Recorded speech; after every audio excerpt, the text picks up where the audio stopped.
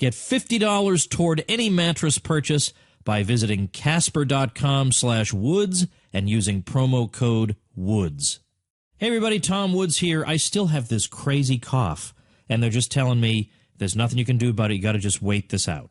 And cough medicine ain't doing nothing for it. So it's been hard to do. Like yesterday's episode, short episode on Trump, I had to just keep coughing through the whole thing. We had to edit them all out. So I'm going to try to rest my voice for another day.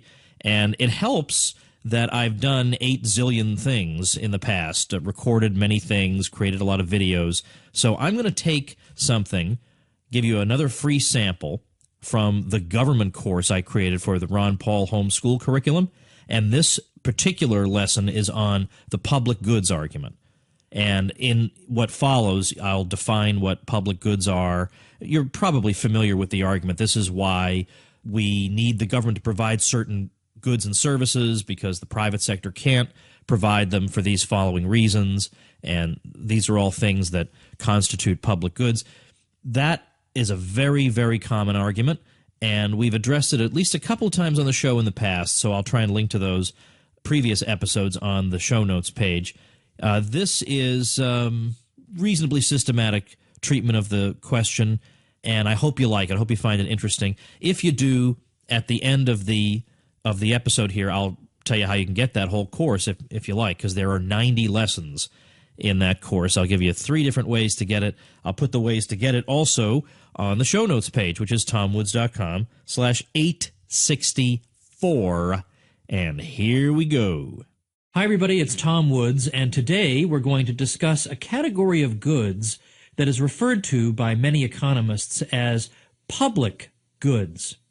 And it is the existence of public goods that is used so often to justify government and government intervention. So it's important for us to examine public goods, look at the definition and characteristics of public goods, and that's what we're going to do today. We're going to look at public goods theory and analyze it. So let's begin by defining our terms here. The term public goods refers to a set of goods that have the following 2 characteristics you can see up here on the slide. The first one is jointness in consumption. And so I've written, once produced, that is, once a public good is produced, it can be consumed by an additional consumer at no additional cost. So the reading I'm assigning you for this lesson gives the example of a fireworks display. If there are 500 people attending a fireworks display and I show up and I'm the 501st person, my enjoyment of the fireworks display doesn't add to the cost of the fireworks display. It's the same cost whether 5 people or 500 people show up. So you can add me to the audience. Let's assume it's a huge field somewhere. You can add me to the audience, and it's really costless to anybody for one more person to show up and consume the services. The second characteristic is non-excludability. A public good is one that consumers cannot be excluded from consuming once it has been produced. So people would give, well, again, we could use the example of the fireworks display here. We could imagine it as being something that I could watch from my window. I could watch it from my deck, the deck of my house. There's no way to exclude me from it once it is being provided. And because of that, it becomes hard to charge people for it. In the economy, we charge people for things that if they didn't pay for them, they wouldn't be able to get. So you have to buy paint at the store, otherwise you don't get the paint. Or you have to buy a car at the car dealership, otherwise you don't get the car. But a fireworks display, whether or not you pay for it, you can still get it. Sure, maybe you don't get to sit on the nice field, but you could, a mile away, you could be watching it, or half a mile away from your house. And so it's non-excludable. You can't exclude me from consuming it. A lot of people will give a lighthouse as an example. A lighthouse gives off light to help ships avoid shipwreck. So there's some big rock that's jutting out somewhere that's hard to see in the dark. The lighthouse helps them to avoid it. But once the light is cast onto the water, the argument is that there's no way to exclude a non-paying ship. Well, you didn't pay the lighthouse fee, so we're not going to shine our light so you can see it. Once we've shined it, Everybody can see it. There's no way to exclude ships from the services of a lighthouse. And so this yields us what's called the free rider problem. So that is to say, if I know I can get some service without having to pay for it, I can get the services of a lighthouse, or I can get a fireworks display, or whatever type of example you can think of. If I can get that without paying for it, I won't pay for it. So the incentive, therefore, will be for most people not to pay for it. And if most people are not going to pay for it, it's not going to be produced. Or it's going to be produced in far less quantity than it would be produced if people were required to pay for it, and therefore a private entrepreneur could earn money providing it. So I have here on the slide a few of the sort of classic examples of public goods. Highways are given as an example, that they're non-excludable. It's hard to prevent people from getting on the highway. You could have tolls everywhere, but this would disrupt the free flow of the highway and sort of defeat the purpose of the highway. So it's hard to exclude people for not paying for highways, so therefore you have the non-excludability. And jointness in consumption, the argument there is that one additional person being on the highway doesn't add appreciably to the cost. Then we have national defense here. You can see on the left part of the slide, it's considered to be another example that once national defense is being provided, well, it's easy for people to free ride on that, because if other people are paying for the defense, that means I don't have to pay for it. And the defense is going to defend me too. If I live right next door to people who have paid for national defense and I haven't, well, if they're going to get defended and I live 3 inches away from them, I'm going to get defended too, so I can free ride on that. So we say that that's a public good. I already gave you the example of lighthouses on the previous slide. So these are considered to be examples of public goods. Now, whether they really are examples of public goods is another matter. All these services have at one time or another been provided by the private sector. They have been provided by voluntary contributions rather than through taxes. Now, the interventionist claim, that is the claim that's made by people who favor government involvement in the economy and in life in general, is that goods that have the characteristics of public goods will be underproduced or not produced by the private sector. They say that they'll be inefficiently provided. They'll say that the temptation to free ride on these goods will mean most people would just be inclined to free ride and not contribute anything. And so therefore it becomes hard for a businessman to earn profits providing this good. So he's either not going to provide it, or far fewer businessmen will provide it than before. You have that. And then also, if it's a good that at zero cost an additional person can consume it, well, if that's costless to everybody, why not just let additional people consume? So the private sector, again, will underproduce instead of saying, hey, what a wonderful type of good this is.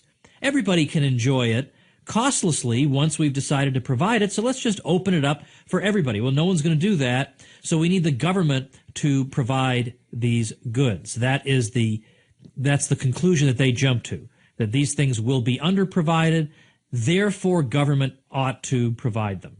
Now, we need to stop and consider what some responses to this government argument might be, because in your traditional government course, there would be no responses. It would be assumed that all sensible, right-thinking people agree with this analysis, so we don't even need to stop and consider alternatives. But again, we're trying to be a little bit more open-minded than that here, so I want to offer you some of the arguments that a non-interventionist might make, somebody who does not favor government intervention into the economy and into private life. So, for example, up here on the slide, if it's claimed that the free market, the private sector, the people who are seeking profit, will not allocate resources efficiently, they won't supply public goods in the quantities that people want them in, well, can't government also have the same failure? How would government know in what quantities people want these things? I mean, you could send around a questionnaire, but that's ridiculous and pointless. People can write anything on a questionnaire. Sure, I'd love for the government to take 800 trips to the moon every year, but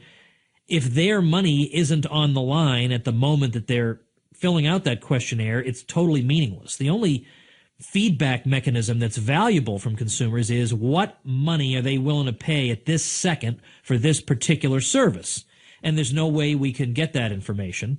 So the government will also, of necessity, be providing goods inefficiently. So if we're going to claim, which I don't, by the way, but if we're going to claim that the private sector will provide these goods inefficiently at an inefficient level, so will government. There's no reason to think that government would be any better at determining what is the correct array of goods that need to be produced to optimally satisfy consumer preferences.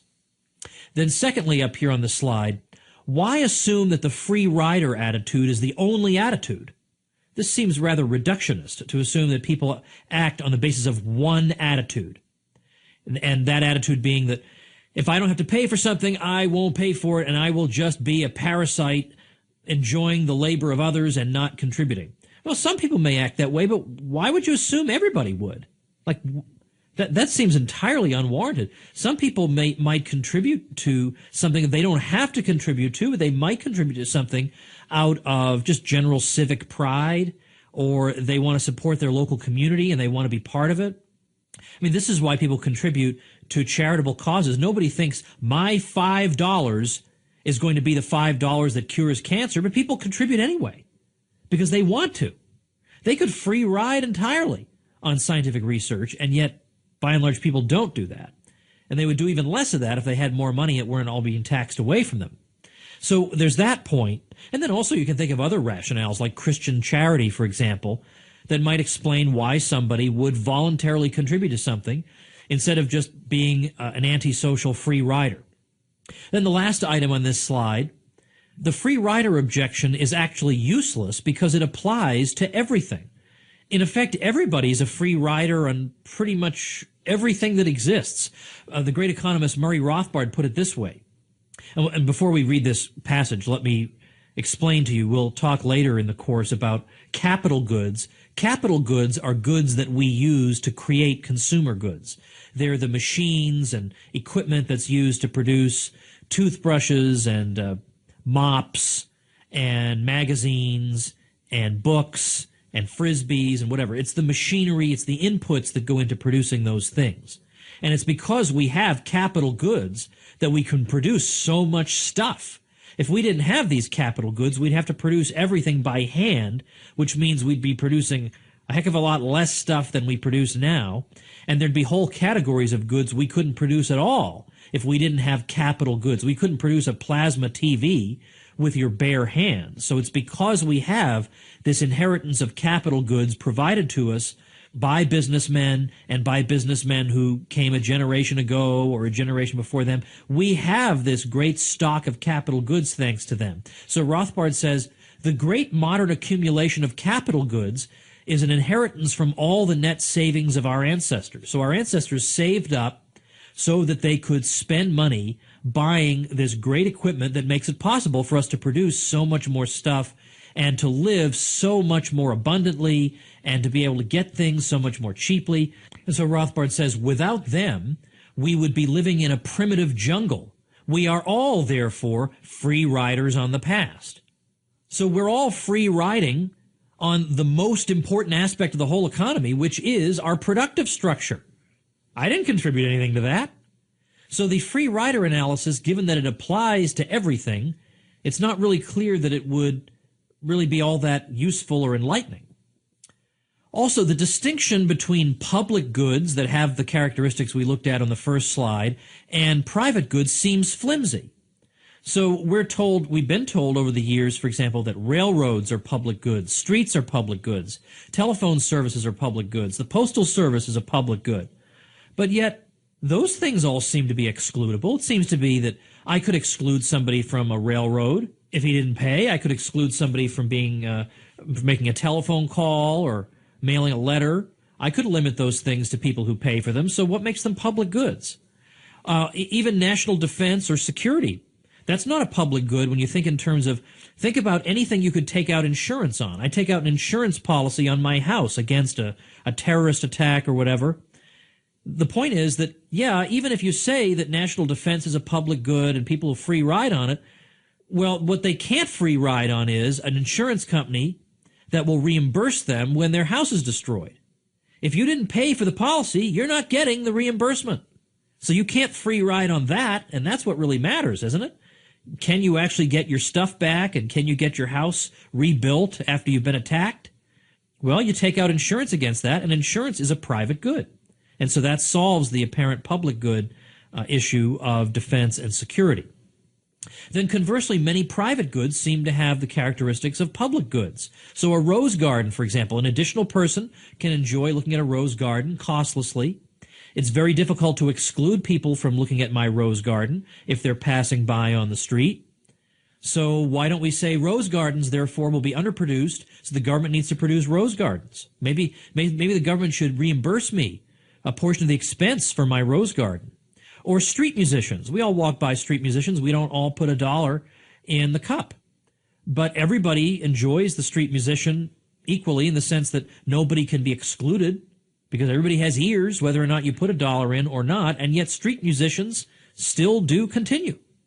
And one additional person can enjoy a street musician without any additional cost. So that would seem like a public good. Why doesn't the government provide street musicians then? Why don't they tax us and redistribute the money to street musicians? Because after all, street musicians will be underproduced because they have the characteristics of public goods. They'll be underproduced according to some arbitrary level that these economists think they should be produced at. Or what about, this is Hans Hoppe's example, what about my use of deodorant? My use of deodorant makes me smell a lot better to people around me, but they didn't contribute to that. They're all getting the benefits of my nice smell, but they can free ride on that. So therefore, maybe my wearing deodorant is a public good. Maybe the government should subsidize deodorant because other people get the enjoyment without having to pay. I can't exclude them from the enjoyment of my deodorant. So there's a public good aspect to my deodorant. So therefore, government should subsidize my deodorant. Or what about all the wonderful personal qualities I have that I have acquired over the years by training myself to be a good person or to be charming or reading books on etiquette? I've made myself a wonderful person, and everybody who comes in contact with me gets to see how wonderful I am, gets to enjoy my wonderfulness. Wonderfulness is a word I'm taking from Bill Cosby, who had a comedy album called Wonderfulness that I enjoyed when I was a kid. But the point is, there again, people can free ride. You people who enjoy my goodness, when you get to meet me, you didn't contribute to that. You didn't buy me the etiquette books. You didn't force me to train myself to be nice and polite as opposed to rude. And yet you enjoy the benefits. So you're going to free ride. So my good qualities are being underproduced. So therefore, the government should subsidize or create etiquette classes to train us all to be good people, because other people can enjoy our goodness without contributing to it. It's non-excludable. So you see, the theory doesn't really work that well, because the distinction between public and private goods really doesn't seem to work. Gang, we will rejoin this subversive talk in just a moment after we keep the lights on by thanking our sponsor. Folks, imagine this. You create a product, and it gets over 20,000 reviews with an average of 4.8 stars. Would you think you were onto something? Well, that's what the Casper mattress people have managed to do, and a mattress is something you spend 1/3 of your life on, so you're going to want to get this right. And you're thinking, Woods, I can't order a mattress online. Of course you can. They send it to you in this box where you say, how did they fit this mattress in this box? And they give you 100 nights risk-free in your home. If you don't love it, they'll come pick it up and refund you everything. The Casper is an obsessively engineered mattress at an excellent price. It combines supportive memory foams to create an award-winning sleep surface with just the right sink and just the right bounce. Free shipping and returns to the U.S. and Canada. You're running out of excuses here. Designed, developed, and assembled in the USA. And we're giving you $50 toward any mattress purchase when you visit Casper.com, that's C-A-S-P-E-R, Casper.com/Woods, and you use promo code WOODS. Also, economics is supposed to be a wertfrei science, which means a value-free science. Economics is supposed to tell you how the world works. It's not supposed to tell you what to do. You consult an ethicist for that. You consult moral philosophy for that. You consult your priest, your minister, anybody you look to for moral guidance. But you don't, for heaven's sake, you don't consult an economist. That's not what economics is. Economics is just a simple description of the world. But yet in the public goods theory, economists are sneaking in a moral norm, which they're not supposed to do, because that's a different That's a different area of study from economics. So they're saying public goods are goods that will be underproduced by the free market, by voluntary people buying and selling. Maybe that's so. You have to analyze it, see if their theory is correct. I don't think it is, but you can look at it and see if they're right or wrong. But then they jump from that to, therefore, the government needs to provide them. Well, now, hold on a minute. Well, they're smuggling in a moral norm there. Just because something isn't provided at a level that economists think it should be provided at, you can't jump to the conclusion that, therefore, they ought to be provided. If people really want them, they'll figure out ways to get them. But just to say therefore they must be provided, that's a moral norm. It's not what economics is supposed to be. Now, what would the moral norm really be? If they spelled out, because if they're going to say things like this, that, well, there's this special category of goods and it won't be produced in the right quantity, so therefore people should be forced to contribute to it, they darn well better have a fully developed moral philosophy to justify this brief jaunt into morality that they're making, that these things must be provided. It's morally necessary to provide them. We must do this. And yet you look through the economics text, there's no attempt to justify that statement morally. Well, no wonder, because think about what that statement would amount to if economists ever bothered to state it bluntly. And here's how Hans Hoppe puts it. He says, here's what their norm would sound like. No wonder they don't want to state it outright.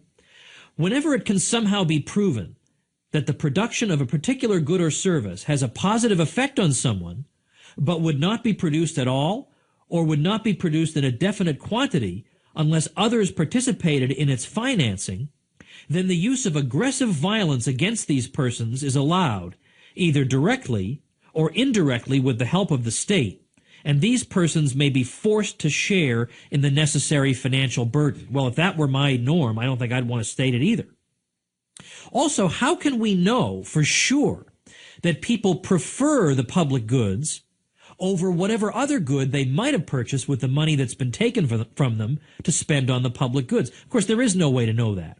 The only way we can know that people are better off than they were before is when they voluntarily spend their money and somebody voluntarily gives them something back in exchange. If I buy a newspaper from you with my dollar, that means I preferred the newspaper to the dollar and you preferred the dollar to the newspaper, so we're both better off. The fact that we both enter into the transaction indicates that we both expect to be made better off by the transaction. But if I'm the newspaper man and I just take your dollar and give you a newspaper, well, I'm better off. I took your dollar. But who says you're better off? If you didn't voluntarily buy the newspaper, maybe you're worse off. Maybe you only value that newspaper at 50 cents. So when an exchange is forced, there's no way to say people are better off, because probably the person who's having something taken from him is worse off, and certainly you can't prove that he's better off. So there's that problem that is resting on this whole issue as well. And then, remember, public goods are going to be provided through tax money. The tax money will pay for all these goods that supposedly free individuals couldn't provide. But the tax system imposes deadweight losses on the economy. We'll talk about this when we get to one of our lessons on the welfare state, that taxes, for example, make people tend to want to work less because the reward for working is less, so people will tend to do less, and so therefore less will be produced in the economy, so prices will tend to be higher. So that puts a drain on the economy. The drain that's involved in collecting taxes, the forms people have to fill out, the time they have to spend on it, the workers in the tax bureaucracy who are spending time taking money from people instead of doing something productive with their lives. This is all a waste for society. So this is a burden on society. So if you're going to say the free market is inefficient because it doesn't produce public goods to the extent that I think it should, well, we can say the government is inefficient because it's funded in a way that is grotesquely inefficient and imposes all kinds of losses on the economy. So you'd have to, if you're going to claim the free market is inefficient, you'd have to weigh that inefficiency against other inefficiencies, among them the inefficiencies produced by tax financing of public goods. Then we have the fact that microcomputer software is a clear counterexample to all this. Microcomputer software has public good characteristics. Once you write the software, once you program it, it's available to be copied pretty much costlessly by additional users. And it's very costly to prevent this copying. And so it's essentially non-excludable.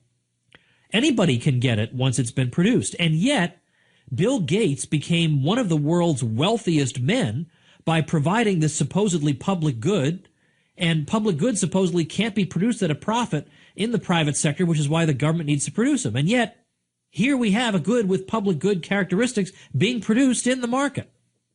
Or radio broadcasts. These are supposedly public goods. There's no way to exclude people from the broadcast. An additional person can be listening in without adding any cost to it. But we have the cases of Britain and Cuba where the government produces radio broadcasts, and yet a black market, that is an illegal market, exists for private, non-government radio broadcasts. And so this shows that private, non-government provision of so-called public goods can thrive even when subsidized, that is government-funded or government-assisted public provision is already taking place. All right, now let's move into an analysis of public goods theory itself. What purpose does it serve? It's shot through with problems and fallacies. So why does it exist? What purpose does it serve? And here I want to introduce you to the work of Professor Randall Holcomb, who at the time of this recording is a professor at Florida State University, I think. Yeah, pretty sure it's Florida State. And this is very cynical stuff. And I'm inclined to accept it, but I'm just warning you that he doesn't assume that our government officials are wonderful people who are just dispassionately pursuing the common good. He doesn't assume that. He assumes that they're regular people like the rest of us. They may be somewhat more grasping than the rest of us, but he doesn't assume that they're angelic. And he tries to explain their behavior without assuming that they're angelic, without assuming that they are a special race of mankind. No. So here's the syllogism that he begins his paper, A Theory of the Theory of Public Goods, with. He says, people are more likely to act in their own interests than in the general public's interests. Government officials are people. Therefore, government officials are more likely to act in their own interests than in the general public's interest. So he's suggesting this is not by any means an unreasonable starting point. He says, now, governments have incentives to, for example, constrain their taxing power. A government can levy whatever tax it wants to. But if it taxes you 99%, you might think, oh, they'll earn a lot of money then. But they wouldn't, because would you even bother working if the government is going to take $99 out of every 100 you earn? You'd be an idiot to work under those conditions, so you wouldn't do it. Maybe you would work secretly on the black market or something, but you're certainly not going to work out in the open and let the government take 99% of your income. The government knows this. They realize they would be worse off if they taxed you 99%. But even if they taxed you 75%, they might be worse off, because you would, again, maybe still be less likely to work. So they're going to tax you at a level where they get you to keep on working. They want you to work because you are their source of income. And you're a person, but you're their source of income first and foremost. So they're not going to want to tax you ridiculously. They're going to want to restrain their taxing power so that, yes, you may still feel like you're paying more in taxes than you'd like, but at least you're willing to work. In the same way, the governments have an incentive to encourage democracy. Now, this may seem strange. Governments have an incentive to encourage democracy? No. Democracy is the way the public limits government. But that's sort of a naive view. So what Holcomb is going to say here is that democracy goes a long, long way toward encouraging the idea of the government as legitimate. Because, hey, after all, we're the government, right? We vote for the people in government, so the government really is us. And so we're encouraged to sort of accept this kind of juvenile way of thinking that we really are the government. And no one would ever accept that way of thinking if there was an outright dictatorship in charge. If dictator so-and-so said to you, you all are the government, we'd all know he was an idiot, he's just trying to pull one on us, right? But in a democracy, people will say, oh, well, we really are the government because we all come together to vote and all that. So democracy takes all the energies that people might have built up toward overthrowing the government when they're upset and channels them into the more peaceful channel of elections. Well, I'll run for office and I'll show them. And so democracies then, governments in democracies, can conserve resources that they would otherwise have to spend on preventing violent overthrow of the government, because the democracy encourages the idea of the legitimacy of the government. It encourages the idea that basically we all are the government, that if you're really upset, no, don't try to change things directly, run for office. And so this makes it a lot easier for government to go on without any real changes, without having to worry about any real changes being made. And just think about it. You yourself, would you rather be the president in a country with democratic elections? Or would you rather be a dictator who hangs on to power just based on fear and threats of violence against the public? On the national defense front, Holcomb is not convinced that, well, government provides national defense because it's a public good and it'll be underprovided on the free market. No. People will tend to pursue their own self-interest. Government officials are people. Therefore, government officials will tend to pursue their own self-interest. So Holcomb suggests that, by and large, national defense is provided because the government benefits from it. It's in their self-interest to provide it because it protects their source of income, namely you.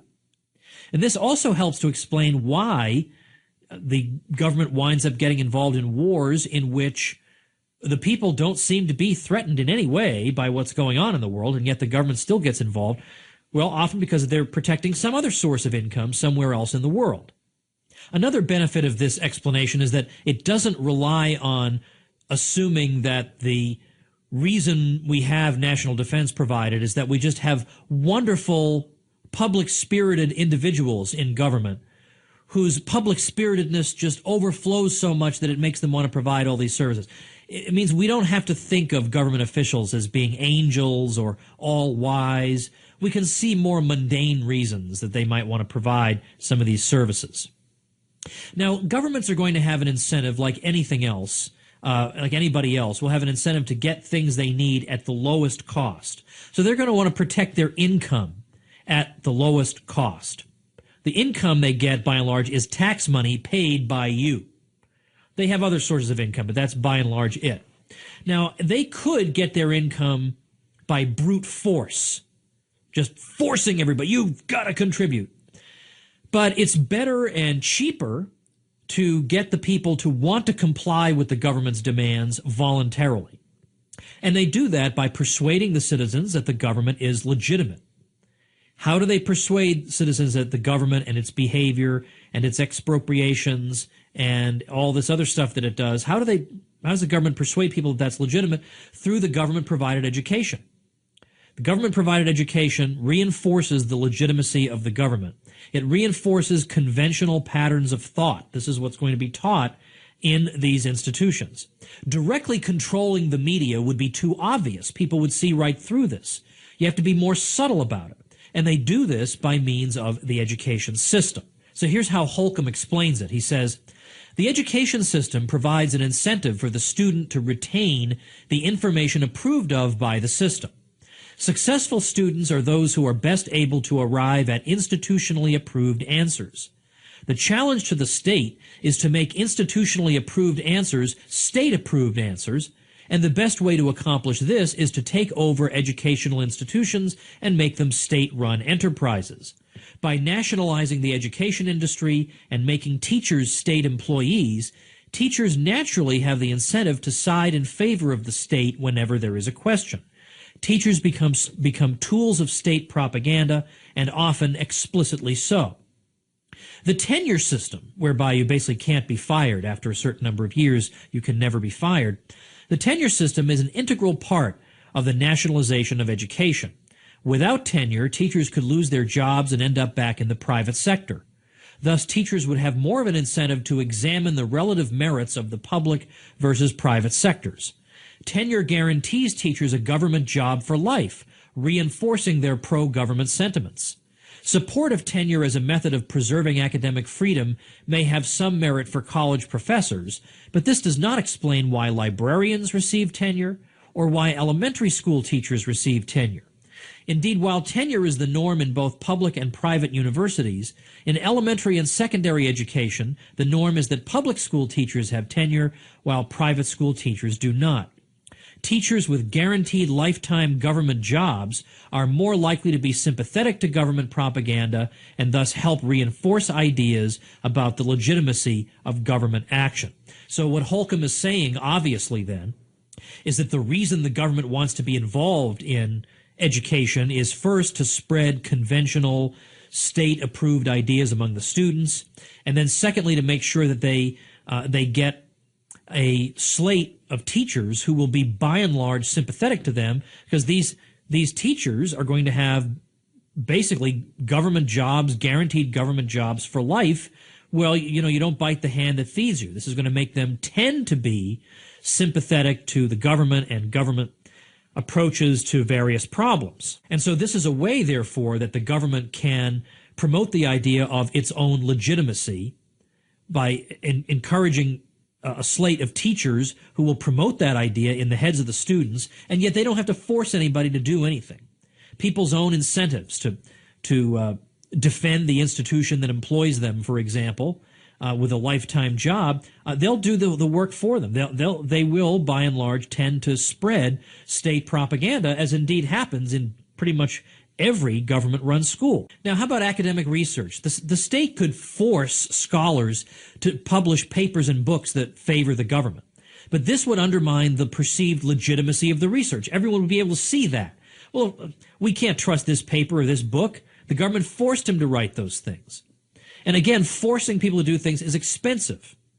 Much better for researchers to voluntarily want to promote the government's legitimacy. Now, traditionally, education is identified as a public good because supposedly there are spillover effects of education. If people are educated, I benefit. I benefit from an educated public in various ways. But yeah, I don't have to pay for it unless the government forces me to. So people can go off and be educated, and I get the benefit of that. I get more and better products. I get more and better books to read by smart people and all that. And I don't pay for that. I don't pay for their education. So therefore, education will be underproduced because we're all going to free ride on it, so it's a public good. Well, Holcomb does not accept that this is the explanation why government provides education, because it's just providing a public good that'll be underproduced on the free market. This is simply not true. He says if that were the case, then there's no reason government has to provide the education. Government could just pay for the education. If the point is that the free market won't provide the money for education services, and we'll spend our money on too many frivolous things, then all the government has to do is collect taxes and spend it on privately run schools. Why does the government have to run most of the schools? Right? I mean, obviously there's something fishy here. For example, when the government wants to provide low-cost food to people, it doesn't open up its own grocery stores. It taxes people and gives poor people the money. It doesn't have a government-run grocery store. Why does it have government-run schools then? And Holcomb says it's not because they're just trying to provide us a service. It's providing them a service in ensuring that certain patterns of thought are encouraged in the minds of the students. So, here is Holcomb's theory of the theory of public goods. Given that the theory is full of fallacies, how do we account for it? He says public goods theory derives from scholars working within the state-subsidized higher education system. This theory, public goods theory, justifies the government production of a lot of goods and justifies the government's existence by claiming that the citizens benefit from the things that it provides. People who believe this theory are more likely to take a positive view of government activity and view the government as legitimate.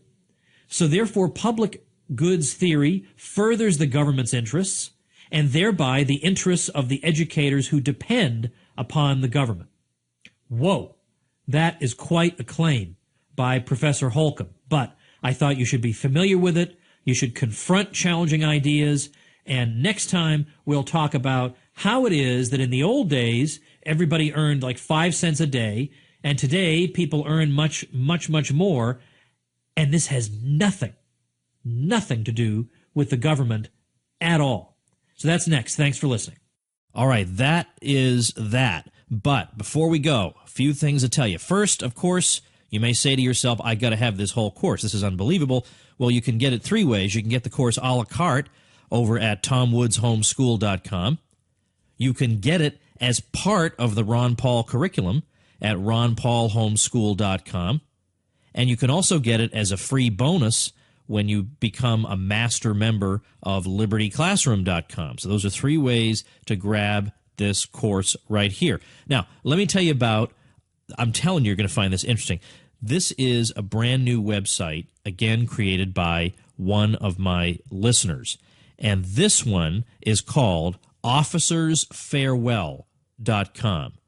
And what it's about is the practical side of getting out of the military. A lot of my guests have talked about why you might want to get out of the military, but without covering a lot of the nitty-gritty of the how. I've done a couple episodes dealing with that, but here's a nice website that brings together the practical considerations involved.